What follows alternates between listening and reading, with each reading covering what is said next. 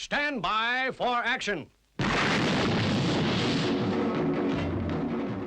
On all the shows I've made, I've always tried to make the main titles exciting because, you know, kids have a short attention span, and unless you get them really involved very, very quickly, they're likely to switch to another channel. And so, as you can see, we put in everything that we could to make the show look interesting. Particularly Stingray, of course. The launch of Stingray, always an exciting moment. And then Marineville going down when it was under threat of attack. So this sequence was always exciting. So lots of explosions, lots of action, terrorfish chasing Stingray, and Marineville taking cover.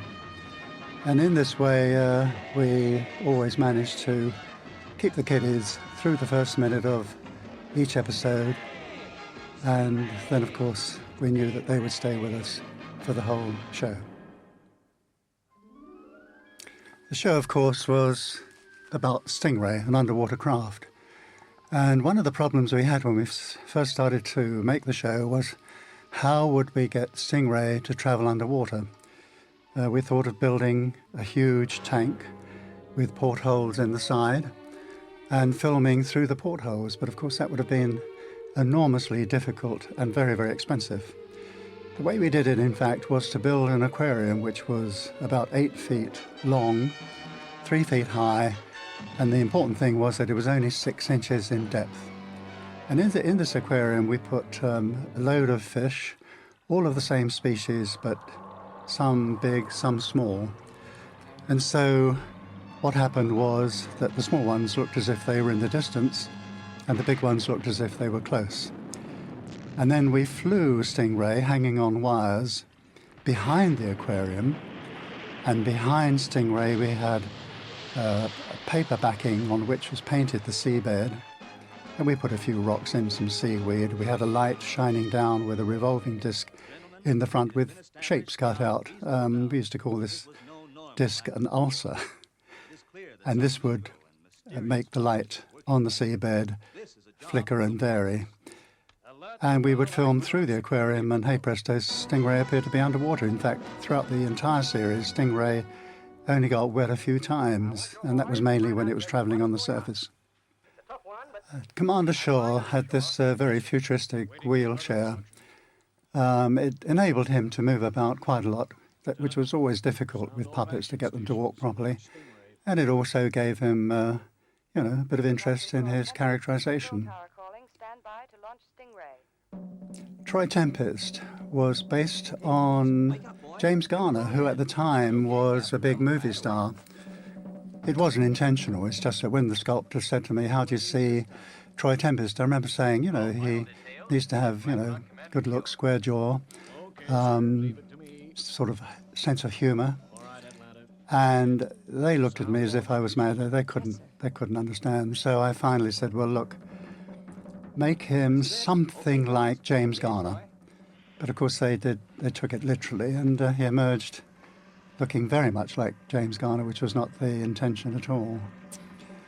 The way the people were launched into Stingray was the sort of things I did in a lot of my shows, getting people aboard their craft very, very quickly.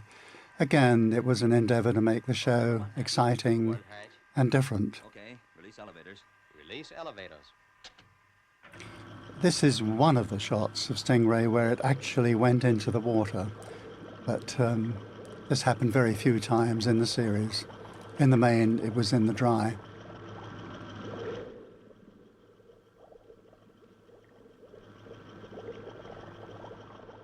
It's not actually in the water here, it just looks like it. Rate 1.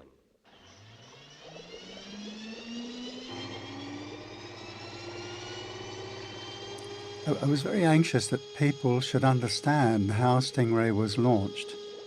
And I put this sort of graphic in order to help people understand that it was travelling underground until it emerged here in a very spectacular way.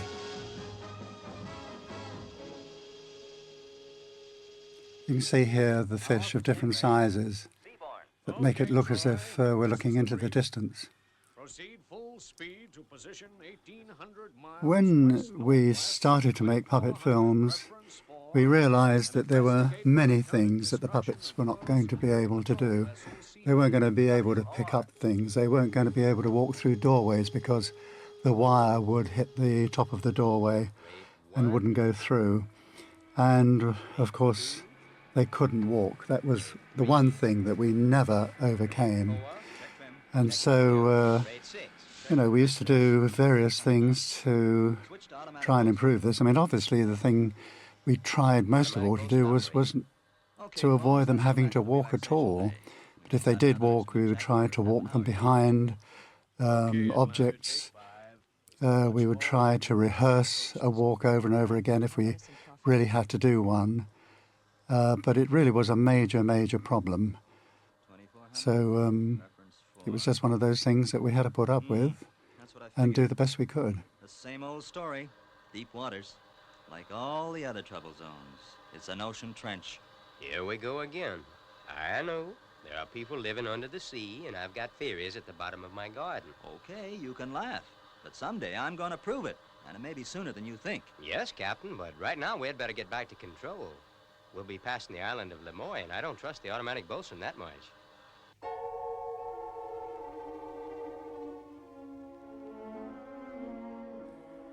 This, I thought, was a particularly successful idea, where X20 had this lounge that he could convert into a control room. And then, of course, if anybody was coming, he could convert it back again into a lounge.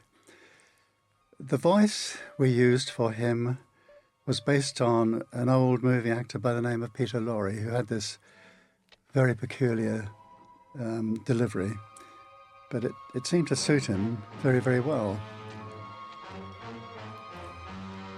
And as you can see, we used every device to be able to change the entire look of the room and turn it into a control room. Quite a few mechanics involved in the set to make this happen, but it all seemed to work okay.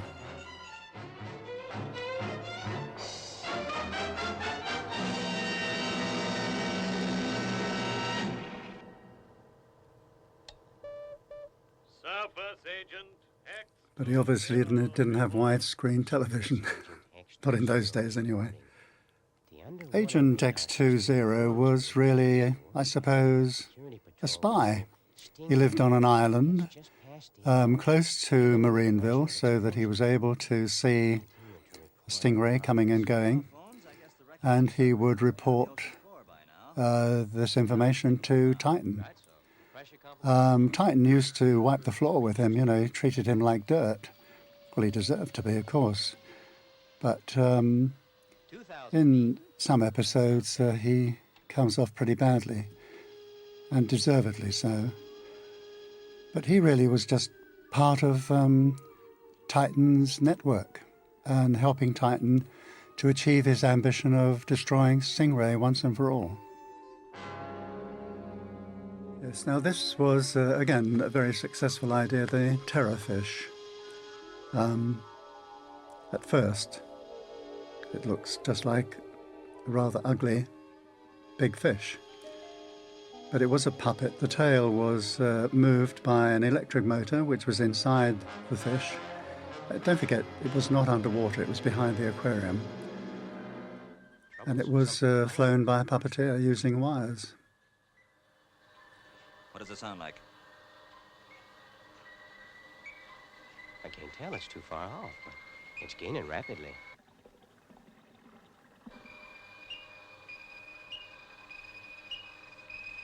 Whatever it is, it sure got some power. Okay. Stand by to take evasive action. Okay, Captain. Panic's over. It's just a fish. A big one, but it's only a fish. And I thought we were going to see some action. Williams, seal all watertight doors. We're going out of control. Of course, we couldn't allow in our storytelling to show that Stingray was defeated, but it would have been a pretty uninteresting series if we hadn't put it in jeopardy every now and again. And in this scene, it certainly was in jeopardy. Of course, one of the things that helps a sequence like this is the music. Guess our luck's run out, phones.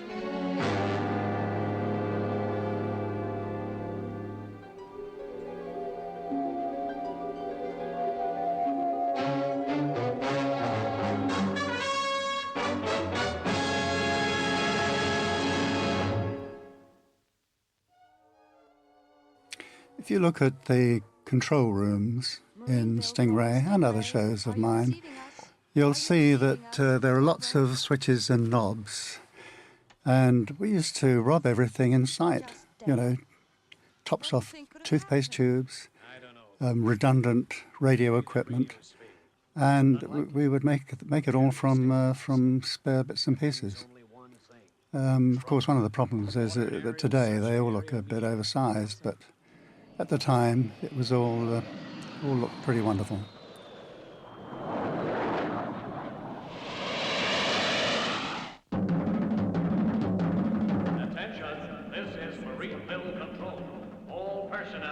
Now, the whole business of Marineville going down was a great idea. Obviously, when people are under threat of air attack, they all run down to the shelters below, which of course means that in the case of Marineville, if we'd have done that, the whole base would have been out of service, which wouldn't have been any good at all. So I came up with this idea of, instead of sending the people down to an air raid shelter, to take the entire base down to an air raid shelter. I described this in detail in the first script, but of course it's one thing to describe something like this, and it's another thing to actually get it onto the screen and make it work. The late Derek Meddings was our special effects director, and he built all the buildings out of lightweight board, so that the whole set was very light indeed. All the buildings were mounted on one big base plate, and then it was lowered on hydraulic jacks. Of course, once you put the music and sound on, the whole thing looks terrific. These sort of sequences rely on music and sound very heavily to make them convincing.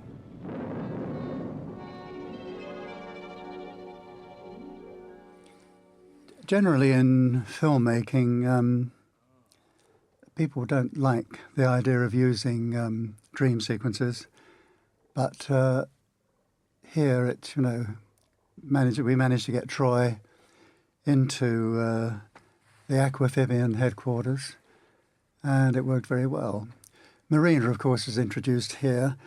We were very keen on her, at least I was. I mean, she had a full figure and big. I don't know what colour would you describe her eyes? A very, very light brown, I suppose, but she was very, very attractive. And of course she was dumb. I remember thinking at the time, I've created a perfect woman. Of course, I can say that now because the show was made in the 60s. We wouldn't dare do that today. We'd be drummed out of the brownies. And of course here is where we first met Titan, who was the arch villain of the piece. He lived in this magnificent palace, I suppose he would call it. It was called Titanica. And on certain parts of the sequence, like here, we can actually see through the windows. And what we did for the windows was we filmed, first of all, the underwater scenes and then back projected them onto the windows so that we got the feeling that they were under the sea. You will be given a fair trial. You have to bear in mind, of course, that a lot of these tricks today would not be very difficult to do, and they're commonplace, but in 1963, it was quite something to do these things. We're going to bombard the entire area with hydromic missiles. But, Father, we can't do this, supposing Troy's still alive. Look, honey, This is a tough organization, and we're doing a tough job. Something or someone has started all this, and we've got to finish it. Prepare hydromic missiles for launch. These launch towers were really based on the early launch towers in Cape Kennedy. I went there sometime before the show was made, and I saw these launch towers, and I thought it would be a great idea to have them. I mean, they looked pretty real, I thought.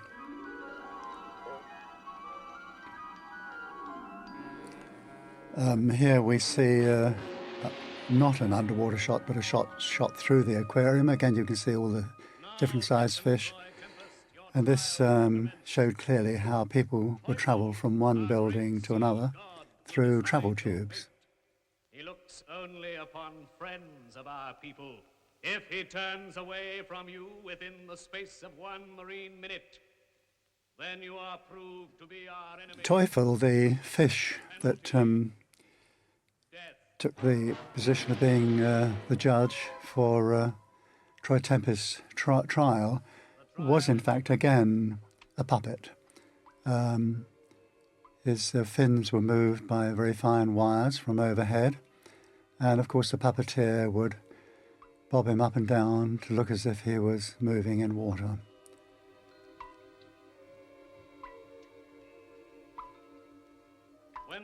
Unfortunately, that time clock looks on certain shots as if his nose is dripping. I hadn't noticed that before.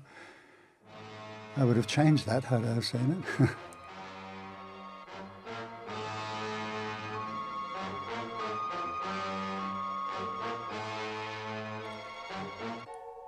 When you look at Troy Tempest, not only in this episode, but all the episodes, you'll see that at times he has different expressions. The heads were made of fiberglass, so obviously he couldn't change his expression. Neither could we. What we had to do was we had to make several different heads. One would be where his eyes would close instead of only moving from left to right.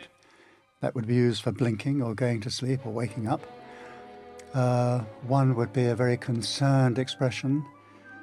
And we had these different heads, and we would change the heads for various shots to try and get as close as possible to a character which was in effect changing his expression, or her expression as the case may be. Sweat on the face was put on with glycerine. And if you look very carefully, you'll see that we managed to exclude the wires most of the time, but where they crossed a plain background, it was impossible to conceal them. We used to try to paint them to match the background, and that helped, but never quite succeeded.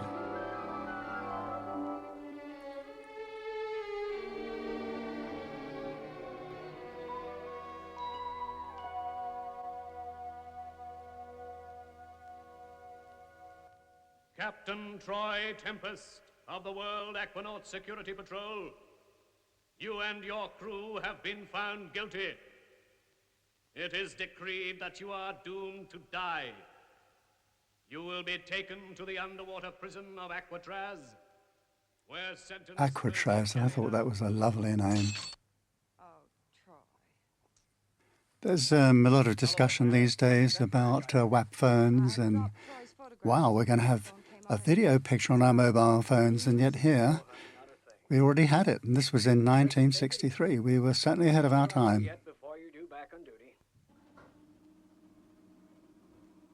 Here again we can see the travel tubes that take them along from one building to another. They only bother with the big fish.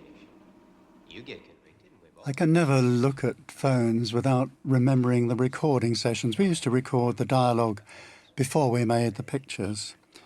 And we would stand in the theatre and we would rehearse a scene, like this one. And then I would say, OK, we're going to shoot. And the guy playing the part of phones would say, excuse me, I would like to just empty my sinuses now. And he would take his handkerchief out, and we would listen to this foghorn for about 20 seconds, and then he would finally say, OK, I'm ready now. At that time, everybody else was feeling sick, I think.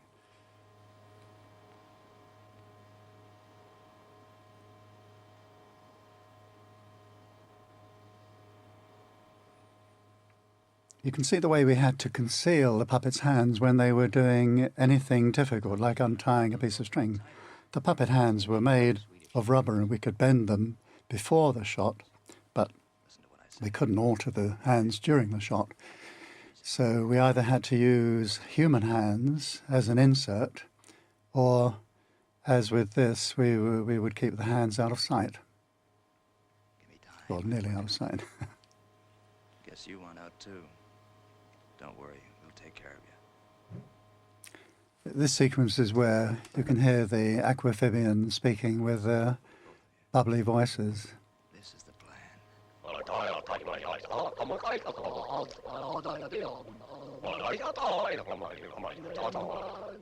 For the technically minded, these voices, the original artist's voice was put through a so-called sound gate or noise limiter, so that when the artist spoke and the track opened, it immediately admitted the bubble track.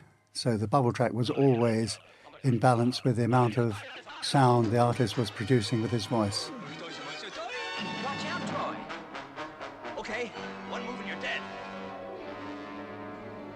Thanks, Marina. Yes, WASP, World Aquanaut Security Patrol. And they had a sting just like a wasp. Just half an hour to go. Here we see that we're building the relationship between Atlanta and Troy. She obviously liked him.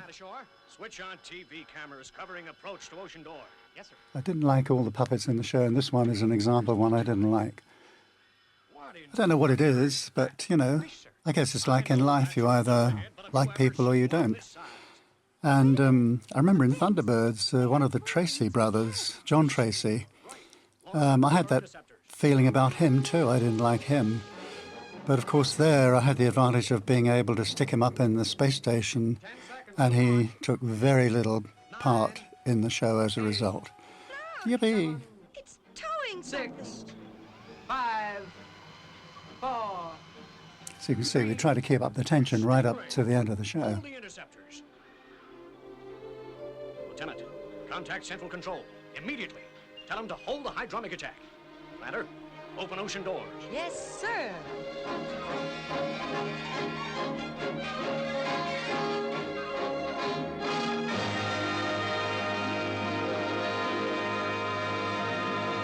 Well, I guess that's about it, folks. It sure was some experience. The World Aquanaut Security Patrol was a paramilitary organisation, and we tried very hard to warm up the show by having scenes like this, you know, where they were all wearing mufti and looking very smart and having what appeared to be a dinner party. Of course, it meant making a lot of puppet clothes, and that involved a lot of changes. With puppets, you can't just take the clothes off and put other clothes on. They have to be unstitched, and then the new clothes have to be restitched on. So it was always quite a problem to shoot these scenes. Lieutenant, Atlanta, meet Marina, the latest recruit to the World Aquanaut Security. And here we go. Marina. The jealousy is beginning to build.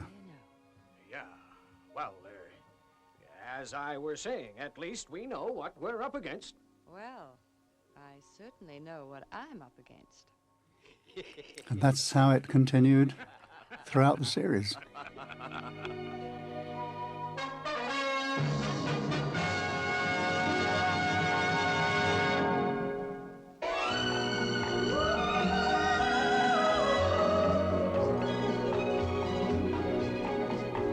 Marina, Aquamarina, what are these strange enchantments that start whenever you're near? Marina, Aquamarina,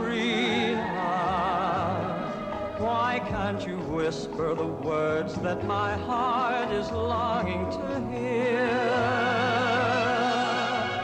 Your magic to me, a beautiful mystery. I'm certain to fall, I know, because you enthrall me so, Marina. Marina. Why don't you say that you'll always stay close to my heart?